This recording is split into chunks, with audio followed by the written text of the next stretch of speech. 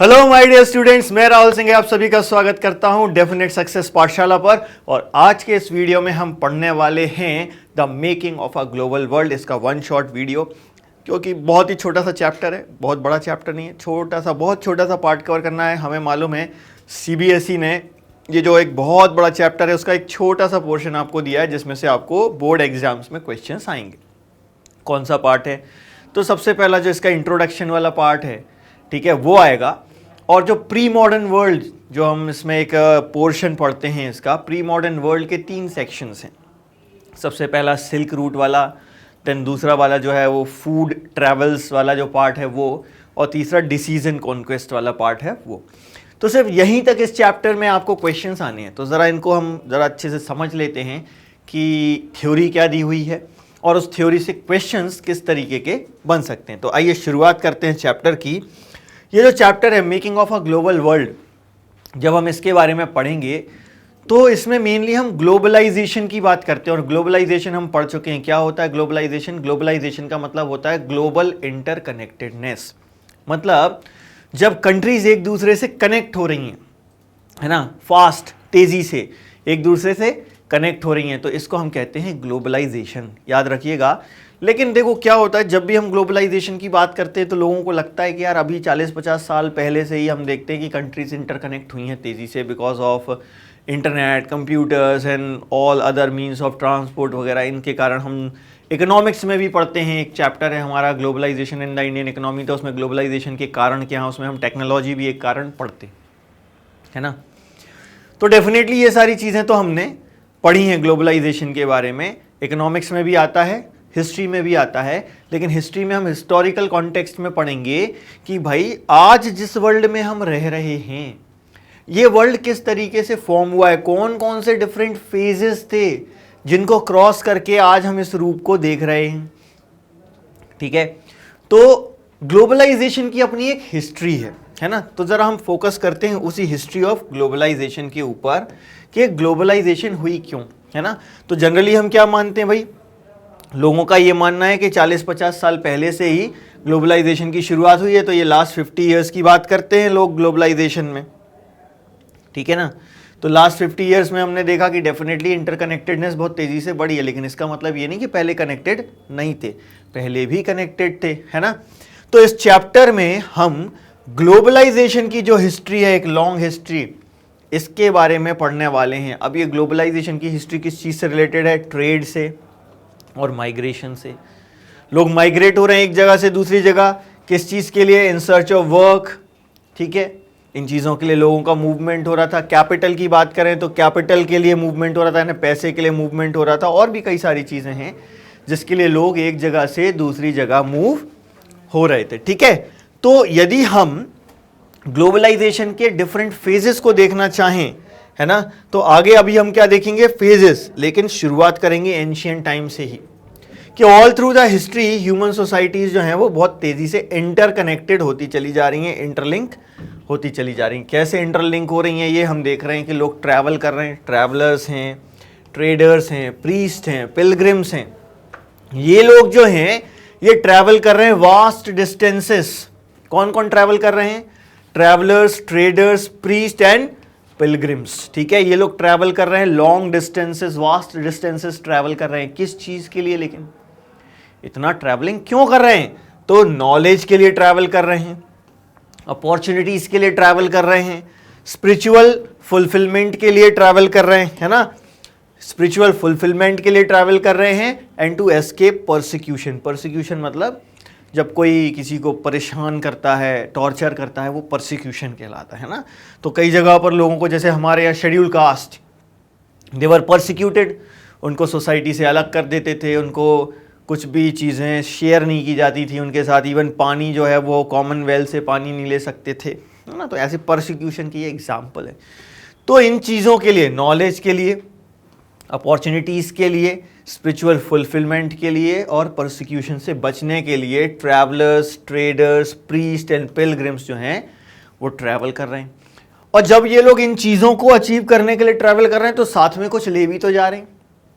क्या चीज़ें ले जा रहे हैं? दे कैरीड गुड्स, सामान ले जा रहे हैं, मनी, वैल्यूज़, है ना, skills, ideas, inventions and even germs and diseases, ये भी ऐसी चीज़ें हैं जो इन लोगों के साथ ट्रैवल कर रही हैं, लेकिन इसको प्रूव करना पड़ेगा।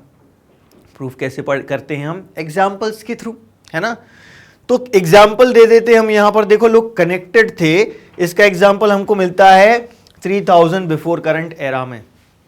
3000 बिफोर करंट एरा यानी इंडस वैली सिविलाइजेशन की बात कर रहे हैं, जब हमारे यहाँ कोस्टल ट्रेड हुआ करता था। कोस्टल ट्रेड था इंडस वैली सिविलाइजेशन के टाइम पर, माने जब यूरोपियन सी में जाने से डरते थे, उस समय हमारे यहाँ कोस्टल ट्रेड बहुत अच्छे से चल रहा था। ये इंडिया की खास बात है। तो देखो ग्लोबलाइजेशन था, मतलब कंट्रीज जो है वो कनेक्टेड थी, डेफिनेटली कनेक्टेड थी एक दूसरे के साथ ये कंट्रीज, ठीक।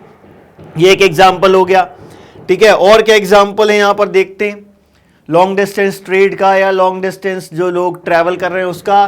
तो हम देखते हैं कि 1 मिलेनिया से ज्यादा कॉडीज, ये जो कॉडीज दिखती ना, जिन्हें हम सीशेल्स कहते हैं, ये कॉडीज जो है मालदीव से चाइना, ईस्ट अफ्रीका और एशिया में भी ये स्प्रेड हुई और इनका यूज किया जाता था करेंसी की तरह, ठीक है। Long distance spread of diseases, ये जो इसके एग्जाम्पल्स है ना, ये हमको 7th सेंचुरी से मिलने लगते हैं और 13th सेंचुरी से बिल्कुल क्लियर हो जाता है कि डेफिनेटली जब लोग ट्रैवल करते हैं तो उनके साथ साथ डिसीजेस भी ट्रैवल करती हैं, ठीक है। अब इधर तक आने से पहले जरा अपन क्वेश्चन समझते हैं। यहाँ से क्वेश्चन क्या बन सकता है, यहाँ इस लाइन से एक क्वेश्चन हम फ्रेम कर सकते हैं।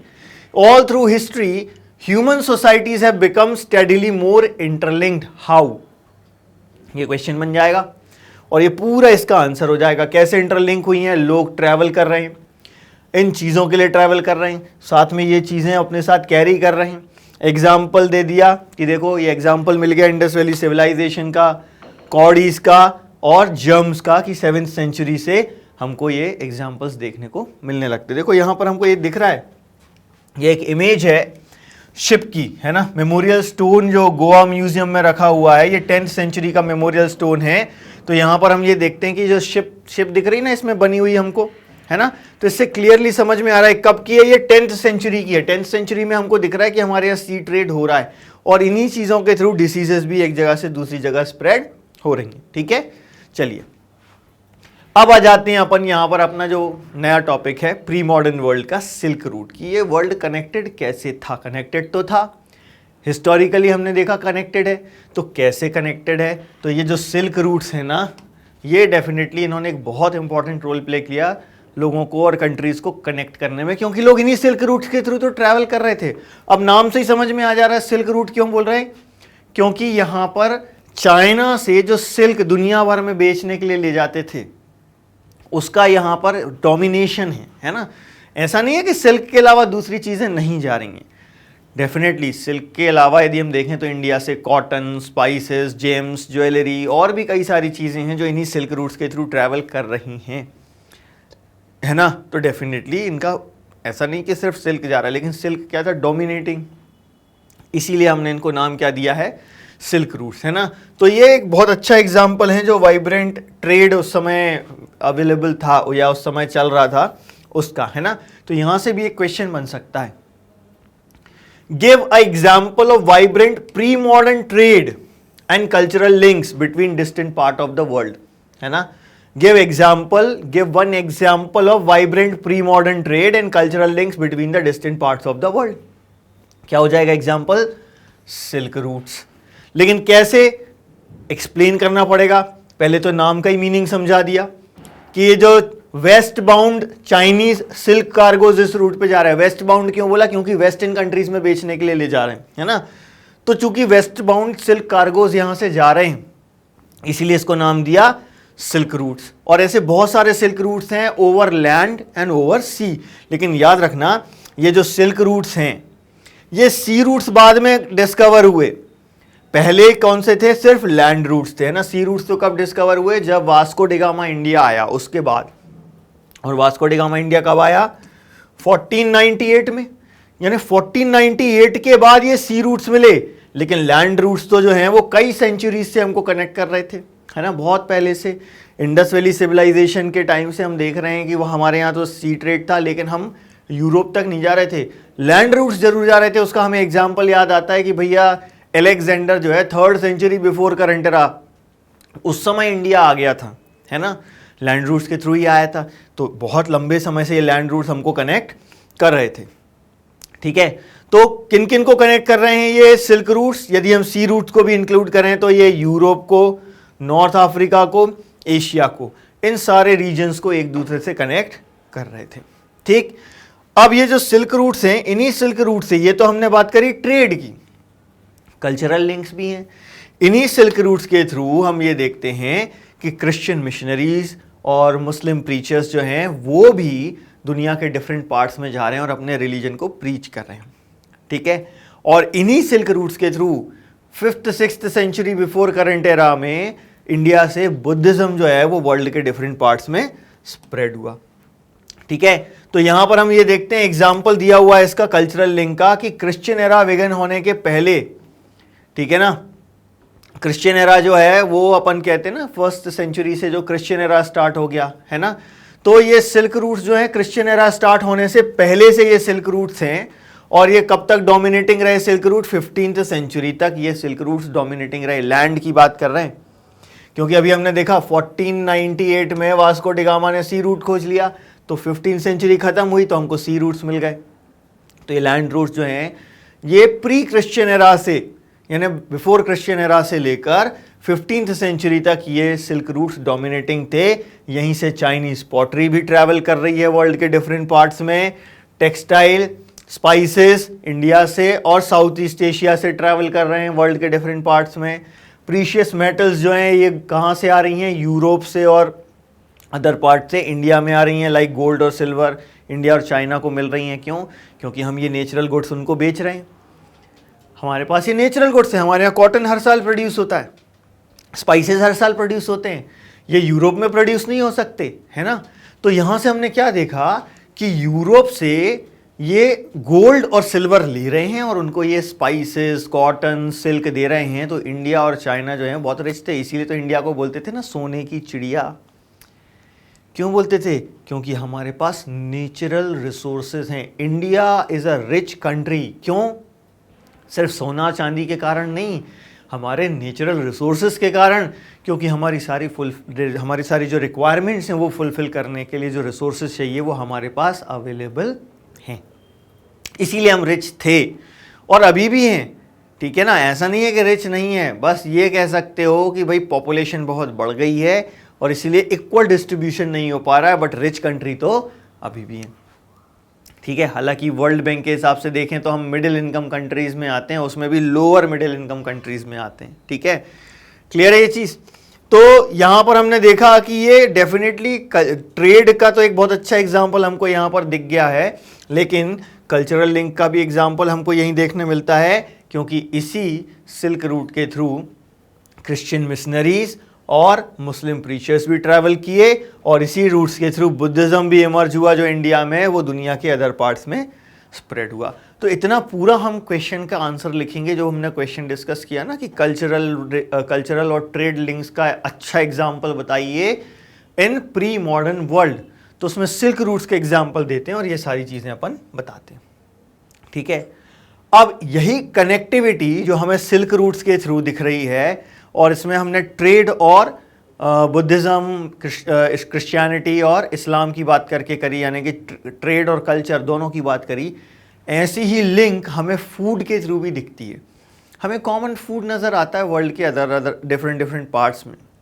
इससे हमको समझ में आता है कि ये जो डिफरेंट कंट्रीज़ हैं ना, ये कनेक्टेड थी, तभी तो एक कंट्री का जो फूड है वो दूसरी कंट्री में नज़र आ रहा है ना, है ना। आई बात समझ में? तो यहां पर अब हम देख रहे हैं फूड ट्रैवल्स, इसके थ्रू ग्लोबलाइजेशन को समझने की कोशिश कर रहे हैं, जिसमें स्पैगेटी और पोटैटो वगैरह का एग्जाम्पल लेंगे। तो पहला ही स्टेटमेंट देखो, food offers many examples of long distance cultural exchange, ठीक है।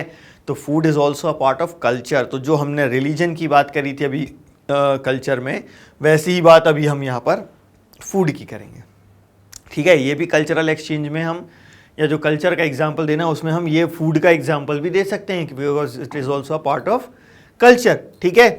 तो जो ट्रेडर्स और ट्रैवलर्स जो एक जगह से दूसरी जगह जा रहे हैं ना, ये क्या कर रहे हैं? They introduce new crops to the land they travelled, अब क्रॉप्स की बात कर रहे हैं, लेकिन क्रॉप्स के पहले हम रेडीमेड फूड की बात भी तो कर लें, है ना।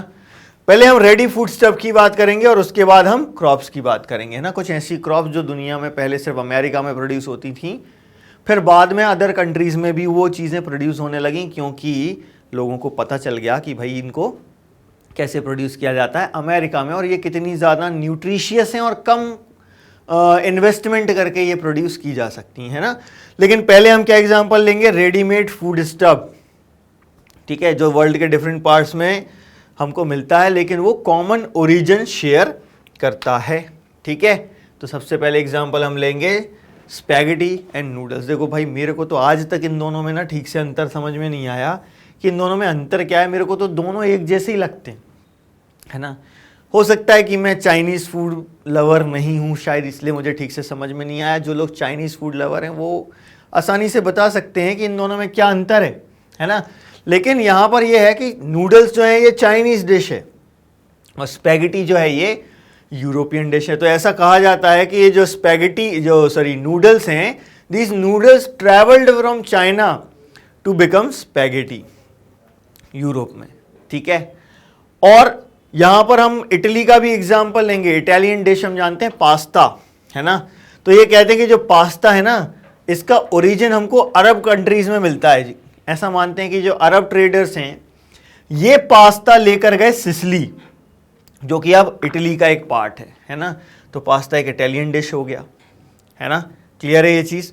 तो ये यहाँ पर हमें कुछ एग्जाम्पल्स मिल रहे हैं रेडीमेड फूड स्टफ के। सिमिलर फूड स्टफ की बात करें, इंडिया और जापान में भी नज़र आता है, ये कह रहे हैं। लेकिन अब यहाँ पर एग्जाम्पल्स इसके हम सोचें, मुझे तो समझ में आता है कि जैसे हमारे यहाँ पर लिट्टी बनाई जाती है, उसमें भी हम देखते हैं कि आटे की एक हमने लोई बनाई है, उसके अंदर हमने सत्तू भर दिया। वैसे ही वो कर रहे हैं वहाँ आटे में, वो क्या कर रहे हैं, वो पत्ता गोभी और पनीर वगैरह जैसी चीज़ें भर के खा रहे हैं। मोमोज़, उसमें नॉनवेज भी भर के खा लेते हैं मोमोज़। तो मुझे ऐसा लगता है, हो सकता है कि मैं गलत हूँ, लेकिन क्या है, इतना अपन को समझ में ही नहीं आएगा कि किसका ओरिजिन कहाँ है ना। कहाँ से किसने सीखा, हमने जापान से सीखा कि जापान ने हमसे सीखा। ये इतना कॉमन है और इतने सालों से चला आ रहा है कि हमको पता ही नहीं चलेगा कि हमने ऐसा कुछ किया है, ठीक है। तो यहाँ पर हमको ये कॉमन ओरिजिन वाले जो फूड है ना, इसके एग्जाम्पल्स हमको देने हैं। इससे हमको लिंक समझ में आ रही है कि दुनिया की अलग अलग कंट्रीज एक दूसरे से कनेक्टेड थी, ठीक है। ये कनेक्शन ही तो हमको बताना है, यही तो है ग्लोबलाइजेशन, यही कनेक्शन की तो हमको बात करनी है ना, ठीक है। तो ये ग्लोबलाइजेशन का एक एग्जाम्पल हमें यहाँ पर नजर आ रहा है, ठीक है। तो यहां से हमको क्या दिख गया, possibilities of long distance cultural contact even in the pre modern world. तो यहां से भी क्वेश्चन बन सकता है कि explain with the help of example of food. क्या एक्सप्लेन करना है, contact between distant part of the world in distant part of world in the pre modern world, ठीक है। यहां से एक क्वेश्चन यहां से भी हम फ्रेम कर सकते हैं, कुछ और अच्छी लैंग्वेज में फ्रेम करते हैं यहां से क्वेश्चन जरा अपन, है ना। ये अभी अच्छा क्वेश्चन नहीं आया बनके। Yet such guesswork suggests the possibility of long distance cultural contact even in the pre-modern world. तो क्वेश्चन बनाते हैं, with the help of example, explain the possibility of long distance cultural contact even in the pre-modern world. ऐसा एक question हम यहां से frame कर सकते हैं जिसमें हम ये आंसर दे सकते हैं। ये तो रेडीमेड फूड स्टफ की बात हो गई, लेकिन हमने अभी बोला था कि भैया हम यहाँ पर कुछ क्रॉप्स की भी बात करेंगे जो कि इंट्रोड्यूस की गई वर्ल्ड के एक पार्ट से अदर पार्ट्स में, जैसे कि पोटैटोज, सोयाबीन, ग्राउंडनट, मेज, tomato, chillies, sweet potato and so on. देखो ये बहुत ही कॉमन क्रॉप्स है ना जो हमारे यहाँ, जैसे कि ये टोमेटो, पोटैटो और चिलीज़, ये तो हमारे डेली के खाने का पार्ट ही है। इनके बिना तो बहुत कम ऐसे घर हैं जहाँ पर खाना बनता हो। खासतौर से ये चिलीज़ तो ज़्यादातर घरों में यूज़ हो ही रही है। टोमेटो हर घर में लगभग यूज़ होता ही है। पोटैटो भी लगभग हर घर में यूज़ होता है ना।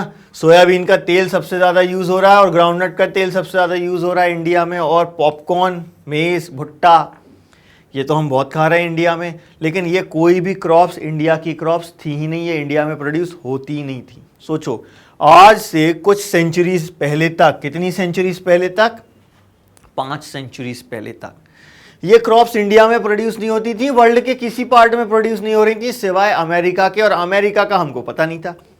अमेरिका की तो डिस्कवरी गलती से कर दी थी क्रिस्टोफर कोलंबस ने।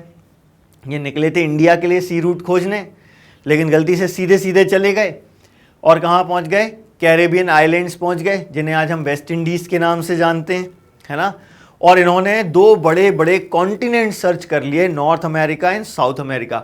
अमेरिका क्यों नाम दिया गया यहाँ पर? अमेरिका का मतलब ही होता है ऑल द न्यू वर्ल्ड।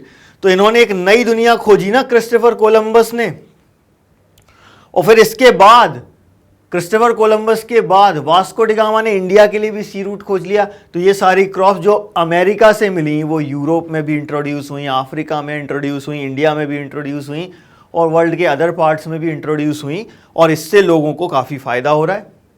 क्यों फ़ायदा हो रहा है भाई? ये क्रॉप्स जो हैं इनमें से बहुत सारी क्रॉप्स ऐसी जो न्यूट्रिशियस हैं, है ना। तो ज़रा यहाँ पर ध्यान देंगे अपन, जो अभी मैंने आपको बताया कि अमेरिका का मतलब क्या है।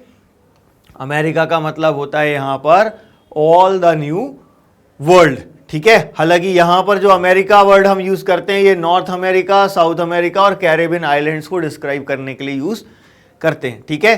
तो अमेरिका के जो ओरिजिनल इनहेबिटेंट्स थे, जिन्हें अमेरिकन इंडियंस या रेड इंडियंस कहा जाता था, ये लोग जो हैं ये सर्वाइव नहीं कर पाए। उसके रीज़न अभी हम देखेंगे कि ये क्यों सर्वाइव नहीं कर पाए। तो ऐसा कह सकते हैं कि अमेरिका में एक भी ओरिजिनल अमेरिकन नहीं रह रहा है, वो सब यूरोपियंस हैं जो वहाँ सेटल हो गए, लेकिन वो आज अपने आप को अमेरिकन्स कह रहे हैं, है ना। ये हम हिस्ट्री जब पढ़ेंगे पूरा डिटेल में तो आपको क्लियरली समझ में आ जाएगा कि कौन से लोग कहाँ से आकर वहाँ पर सेटल हुए। मेनली ब्रिटिश कॉलोनीज थी, तो हम ये कह सकते हैं ब्रिटिश लोग ही जो हैं वो वहाँ पर सेटल। 9th क्लास में हमने पढ़ा था कि ब्रिटेन की 13 कॉलोनीज थी अमेरिका में, जिनकी हेल्प की थी फ्रांस ने इंडिपेंडेंस गेन करने में, है ना। तो ये ब्रिटिश कॉलोनीज थी जो आगे चल के अमेरिका बनाती हैं, ठीक है। और यहाँ से ये क्रॉप्स इंट्रोड्यूस हुई पूरे वर्ल्ड में। अब इन क्रॉप्स की इंपॉर्टेंस कैसे समझ सकते हैं, इसे एक लाइन से। Sometimes these new crops could make the difference between life and death. अब यहां क्वेश्चन बना दो, with the help of example explain that introduction of new crops could make the difference between life and death. ये समझाना है। तो इसका example हमको मिलता है पोटैटो के रूप में, हम्बल पोटैटो। पोटैटो बहुत ही एनर्जी प्रोवाइड करता है, सस्ता होता है, आसानी से उगाया जा सकता है ना। पोटैटो को इसकी क्वालिटी है। तो जब पोटैटो डिस्कवर हुआ तो ये जो यूरोप में रहने वाले पुअर्स हैं ना, इनको अच्छा खाने के लिए मिलने लगा, they begin to eat better. और जब अच्छा खाने मिलेगा तो लाइफ लॉन्ग तो होगी, है ना। तो begin to eat better and live longer. ये पोटैटो की खास बात थी। लेकिन हुआ क्या, आयरलैंड में जो है ना ये पुअर पीजेंट्स जो हैं इस पर बहुत ज़्यादा डिपेंडेंट हो गए। इतने डिपेंडेंट हो गए कि जब ये डिसीज़ ने ये पोटैटोज को डिस्ट्रॉय कर दिया मिड 1840s में। ये पोटैटो फेमाइन का ड्यूरेशन है 1845 से 1849। जब ये पोटैटो फेमाइन के कारण पोटैटो जो हैं वो खराब हो गए तो आयरलैंड में इस ड्यूरेशन में करीब 10 लाख लोगों की डेथ हो गई। सोचो, आलू नहीं मिला, इसके कारण लोग मर गए, है ना। और यहां पर देखो एक इमेज भी दी हुई है कि कैसे एक ऑलरेडी हार्वेस्टेड फील्ड में लोग पोटैटो सर्च कर रहे हैं कि कुछ उनको मिल जाए ताकि वो खा लें और जिंदा रह सकें। तो बहुत बुरी हालत हो गई थी लोगों की, है ना। तो यहां पर हम देख रहे हैं कि कैसे एक इंट्रोडक्शन करते हैं जब कोई न्यू क्रॉप का, तो वो कैसे लोगों के लिए लाइफ और डेथ का सवाल भी हो सकती है। आई बात समझ में? तो यहां हम फूड का एग्जाम्पल देके ये बता सकते हैं कि वर्ल्ड जो है वो इंटरकनेक्टेड था, इंटरलिंक था। अब आते हैं अपन अपने अगले part, conquest, disease and trade पर, ठीक है। अब देखो यहां पर देखो हमने क्या चीज देखी कि यूरोपियंस को सी रूट्स मिल चुके हैं, है ना। अब सी रूट कब मिले? हमने देखा कि 1498 में वास्को डी गामा ने इंडिया के लिए सी रूट खोज लिया। इसके बाद से, और इसके पहले 1492 में क्रिस्टोफर कोलंबस ने अमेरिका खोज लिया था, ठीक है। तो यहां से हम कहते हैं ये जो 15th सेंचुरी खत्म हो रही है और 16th सेंचुरी स्टार्ट हो रही है। तो 16th सेंचुरी में ऐसा कहते हैं कनेक्शन बहुत बढ़ गया, तेजी से कनेक्ट होने लगे लोग। तो ये वर्ल्ड जो है ना ये श्रिंक हो गया। श्रिंक हो गया का मतलब क्या है? हम फास्टली कनेक्ट हो रहे हैं एक दूसरे से, तेजी से एक दूसरे के साथ कनेक्शन हमारा बढ़ रहा है। इसलिए हमने कहा कि ये वर्ल्ड जो है ये श्रिंक हो गया, है ना। तो ये जो स्टेटमेंट यहाँ दिया हुआ है Pre-modern world shrank greatly in 16th century after European sailors found sea routes to Asia and also successfully crossed western oceans to America. ठीक है, यहां से भी एक छोटा सा क्वेश्चन बन सकता है, how pre modern world shrank greatly in the 16th century. तो इसका आंसर आप लिख सकते हो, एक पॉइंट बनेगा कि ये सी रूट खोज लिया इन्होंने एशिया के लिए और successfully cross western oceans to America. ये 2 पॉइंट यहां से बन सकते हैं, 2 मार्क में ये क्वेश्चन आ सकता है यहां से, बिल्कुल, है ना। ठीक है, अब इसके पहले तक सी रूट जब तक इनको नहीं मिले थे तब तक इंडियन ओशन में तो बर्स्टिंग सी ट्रेड चल रहा था, ऐसा नहीं है कि यहां सी ट्रेड नहीं चल रहा भाई। यूरोपियंस को यहां के लिए रूट नहीं मालूम था, लेकिन इंडियन ओशन में तो सी ट्रेड हो रहा था, बहुत अच्छा सी ट्रेड हो रहा था, है ना। यहाँ पर लोग जो हैं वो गुड्स, लोग, नॉलेज, कस्टम्स जो हैं वो एक जगह से दूसरी जगह ट्रैवल कर रहे थे, है ना। देवर क्रिस क्रॉसिंग इट्स वाटर्स, तो एक जगह से दूसरी जगह ये सारी चीजें ट्रैवल कर रही थी। और इंडियन सबकॉन्टिनेंट जो है ना इन सारे फ्लोज का सेंटर था।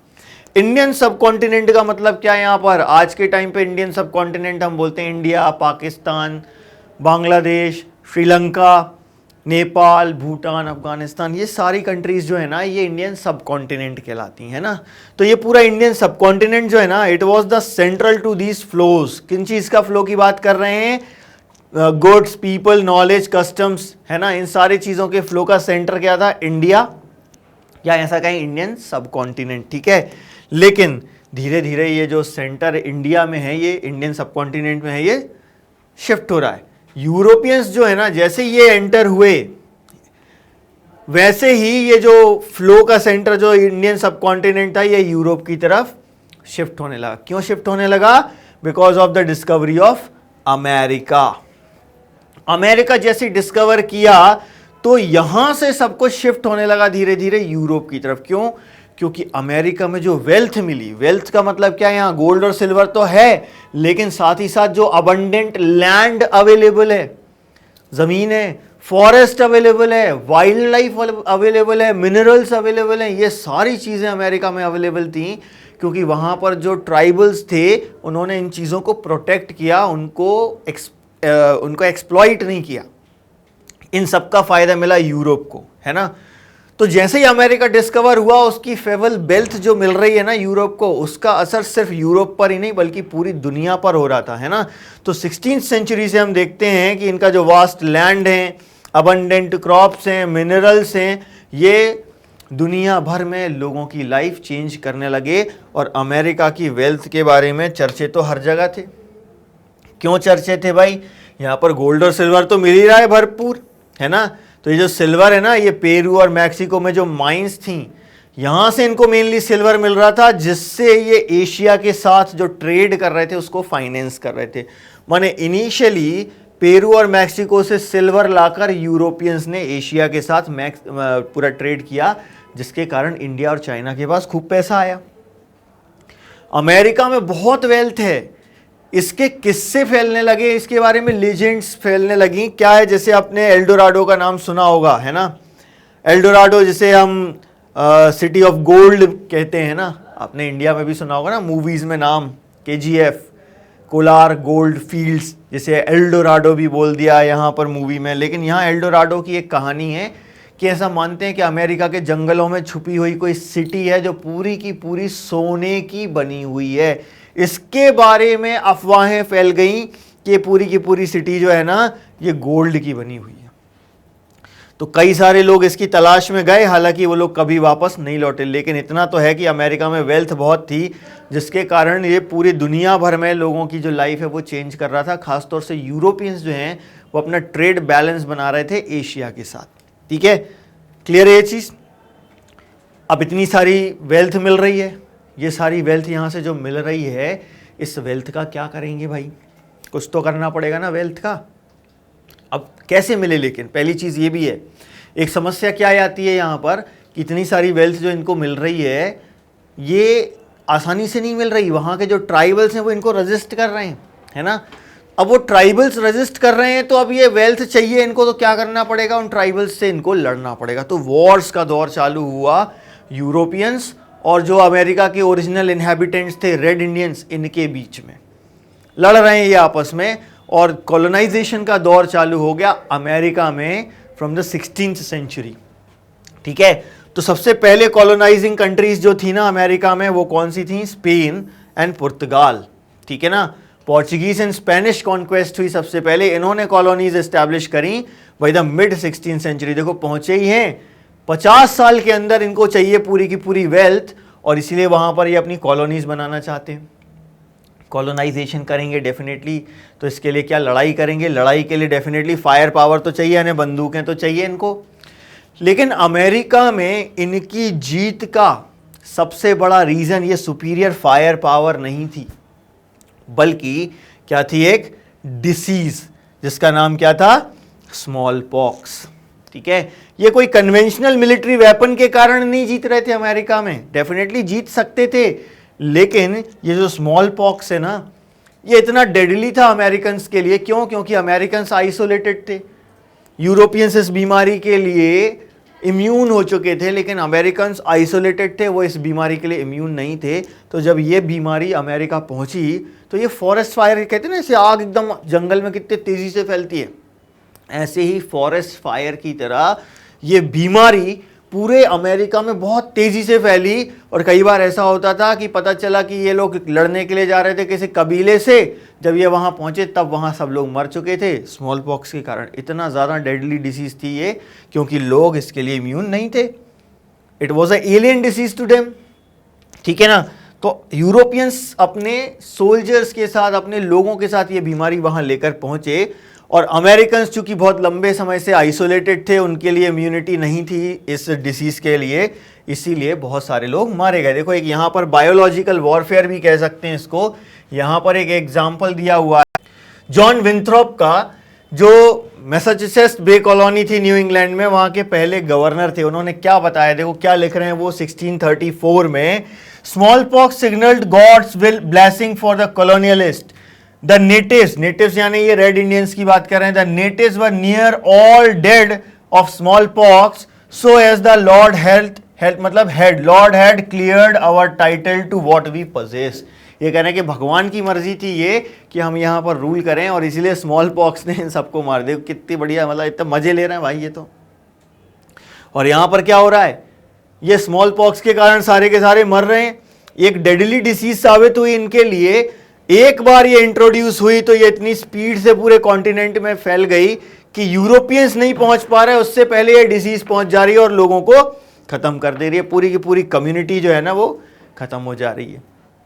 ठीक है, तो ये हालत हो गई यूरोप की, सॉरी अमेरिका की, है ना, कि जो गन्स थी, गन्स को तो आप खरीद सकते थे या लूट सकते थे, और जो कॉलोनाइजर्स हैं उनके अगेंस्ट यूज किया जा सकता था, लेकिन एक ऐसी डिसीज जिसको आप यूरोपियंस जो हैं उसके लिए इम्यून हैं, आप कैसे उसको अपने जो प्रतिद्वंदी हैं, अपने जो दुश्मन हैं उनके खिलाफ यूज़ करोगे, क्योंकि वो तो इम्यून है, वो कर ही नहीं सकते। तो यहाँ पर डेफिनेटली सुपीरियर फायर पावर के कारण नहीं जीते ये, डेफिनेटली ये गन्स जो थी इससे जीत सकते थे, या हो सकता था कि ना भी जीत पाएं, लेकिन मेन चीज़ जिसके कारण ये जीते वो क्या थी? Small pox. अब इसके पहले तक यूरोप की कंडीशन बहुत ख़राब थी। यदि हम 19th सेंचुरी तक की भी बात करें, यानी 1801 से 1900 की हम बात करें, ये 19th सेंचुरी, इस समय तक यूरोपियंस की हालत बहुत खराब थी। क्यों? पॉवर्टी एंड हंगर, ये जो चीजें हैं ना ये कॉमन थी यूरोप में। सिटीज में क्या प्रॉब्लम थी? Cities were over crowded and deadly diseases जो थी वो वाइड स्प्रेड थी। अनएम्प्लॉयमेंट बहुत ज्यादा था भाई यहाँ पर, ठीक है, और रिलीजियस कॉन्फ्लिक्ट्स बहुत कॉमन थे। रिलीजियस कॉन्फ्लिक्ट्स क्यों होते थे? वहाँ पर मेनली होते थे क्रिश्चियनिटी में, जो हमारे प्रोटेस्टेंट्स और कैथोलिक्स होते हैं इनके बीच में बहुत ज़्यादा रिलीजियस कॉन्फ्लिक्ट्स थे। और जो रिलीजियस डिसेंटर्स होते थे, डिसेंटर्स मतलब जो चर्च ने कहा उसको नहीं मान रहे, रिलीजियस डिसेंटर्स वर परसिक्यूटेड। और हमने पढ़ा था कि परसिक्यूशन से बचने के लिए लोगों का माइग्रेशन हुआ। तो इन सारी चीज़ों से बचने के लिए लोग यूरोप से कहाँ जा रहे थे? अमेरिका जा रहे थे। क्यों जा रहे थे? क्योंकि वहाँ प्लांटेशन ओपन हो चुके हैं, वहाँ पर लोगों की ज़रूरत है। तो 18th सेंचुरी से वही प्लांटेशंस में लोग काम कर रहे थे। कहाँ से लोगों को ला रहे थे? पकड़कर, अफ्रीका से पकड़कर ला रहे थे। तो ये यूरोपियंस जो हैं वो प्लांटेशन ओनर्स बने, अफ्रीका से स्लेव्स पकड़कर ला रहे हैं, ठीक है, और यहाँ पर कॉटन और शुगर ग्रो कर रहे हैं जिसकी यूरोपियन मार्केट में डिमांड है। तो लोगों की लाइफ इंप्रूव होने लगी। नहीं तो 19th सेंचुरी तक क्या था, hunger, poverty, diseases, cities were over crowded और कॉमन रिलीजियस कॉन्फ्लिक्ट्स हो रहे थे और डिसेंटर्स जो थे उनको परसिक्यूट किया जा रहा था। इन सब चीज़ों से बचने के लिए लोग भागे और उनको अपॉर्चुनिटीज दिखी अमेरिका में, तो ये यहाँ से कहाँ पहुँचे, अमेरिका पहुँचे। ठीक है, और उस समय यदि हम इंडिया और चाइना की बात करें तो 18th सेंचुरी तक इंडिया और चाइना जो थे they were the richest countries in the world, among the richest countries, है ना। तो यहां पर हम देखते हैं कि बहुत पैसा था इंडिया और चाइना में। क्यों था पैसा, क्योंकि हम यहां से जो नेचुरल रिसोर्सेज हैं वो लोगों को बेच रहे थे और ये जो ट्रेड था इसके कारण हम बहुत ज्यादा रिच थे। ठीक है, तो ये प्री एमिनेंट एशियन ट्रेड जो था हमारा, इसके कारण हम बहुत ज्यादा रिच थे। लेकिन 15th सेंचुरी से चाइना ने अपने आप को आइसोलेट कर लिया। क्या किया चाइना ने, अपने आप को आइसोलेट कर लिया, अपना ट्रेड जो है उसने रिस्ट्रिक्ट कर दिया, ओवरसीज कॉन्ट्रैक्ट जो है रिस्ट्रिक्ट कर दिया। इसके कारण क्या हुआ, जो वर्ल्ड ट्रेड का जो सेंटर था, है ना, ऐसा कह सकते हैं कि यूरोप जो है ना ये सेंटर ऑफ वर्ल्ड ट्रेड की तरह इमर्ज हो रहा है, क्योंकि यहां से पूरा शिफ्ट हो जा रहा है यूरोप की तरह। ठीक है, तो यहां से हमें समझ में आ रहा है कि भैया चाइना का जैसे ही रोल रिड्यूस हुआ और अमेरिका जो है वो यूरोप को रिसोर्सेज सप्लाई कर रहा है, तो इसका असर क्या हुआ, जो वर्ल्ड ट्रेड का सेंटर है वो वेस्ट वर्ल्ड शिफ्ट हो गया। एशिया से कहां शिफ्ट हो गया, ये यूरोप। ठीक है, तो ये सब हमको यहां पर पढ़ना था। यहां पर हमारा ये चैप्टर जो एग्जाम में आना है वो कंप्लीट हुआ।